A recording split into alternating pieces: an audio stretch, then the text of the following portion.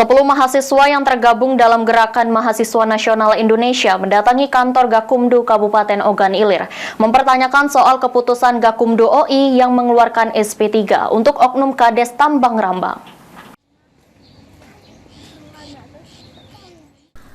Asisten 1 Pemerintah Kabupaten Ogan Ilir Diki Salendra menjelaskan pemerintah Kabupaten Ogan Ilir telah menerima surat pelanggaran yang dilayangkan Bawaslu Kabupaten Ogan Ilir terkait oknum Kades Desa Tambang Rambang yang diduga tidak netral.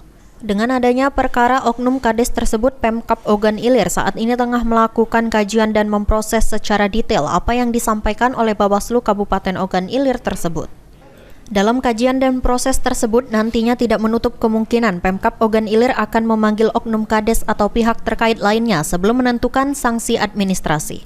Asisten 1 Pemkab Ogan Ilir Diki Salendra tidak dapat memberikan penjelasan lebih lanjut bagaimana proses dalam penentuan sanksi tersebut.